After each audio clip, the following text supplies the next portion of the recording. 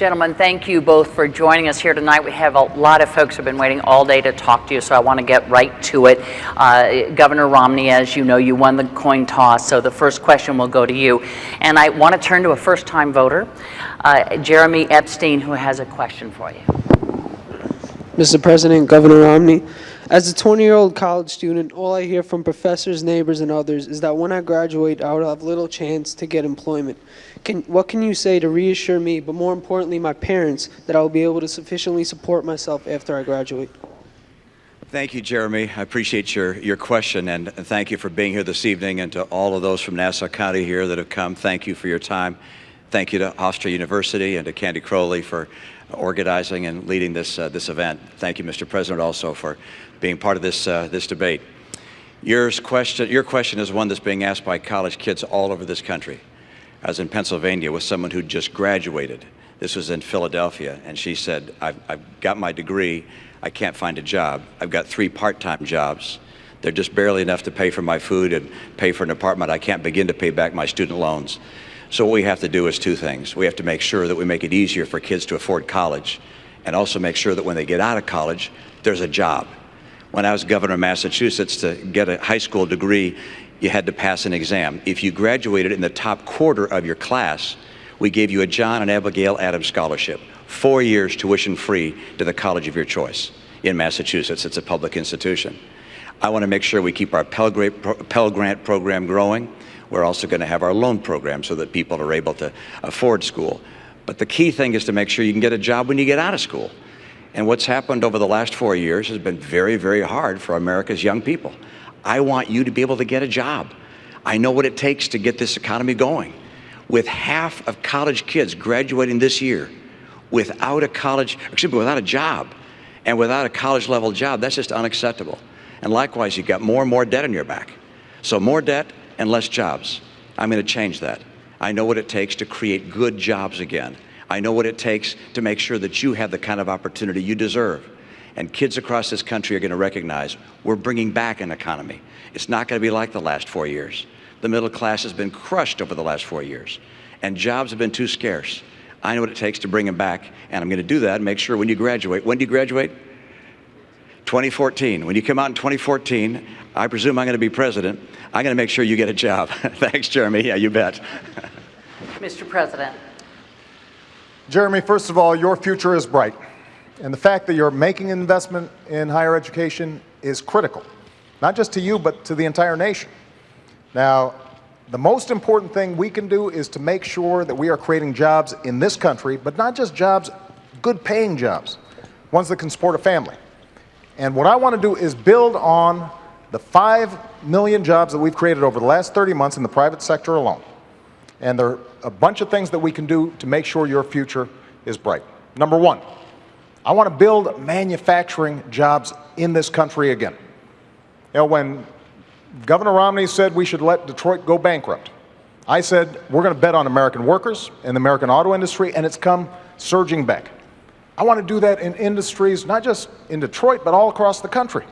And that means we change our tax code, so we're giving incentives to companies that are investing here in the United States and creating jobs here.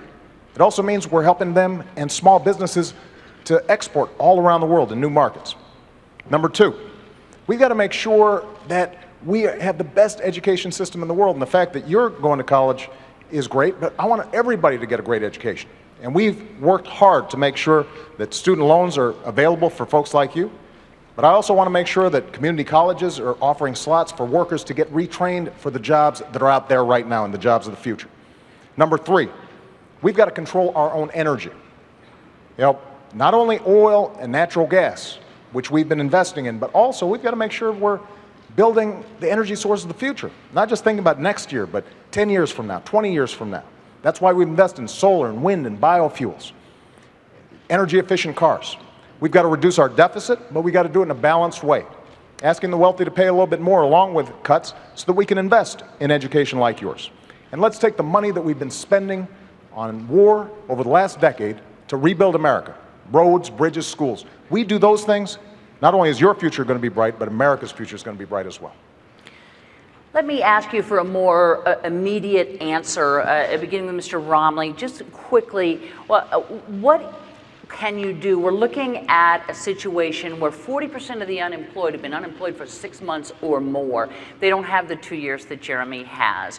What about those long-term unemployed who need a job right now? Well, what you're seeing in this country is 23 million people struggling to find a job. And a lot of them, as you say, Candy, have been out of work for a long, long, long time. The president's policies have been exercised over the last 4 years, and they haven't put Americans back to work. We have fewer people working today than we had when the president took office.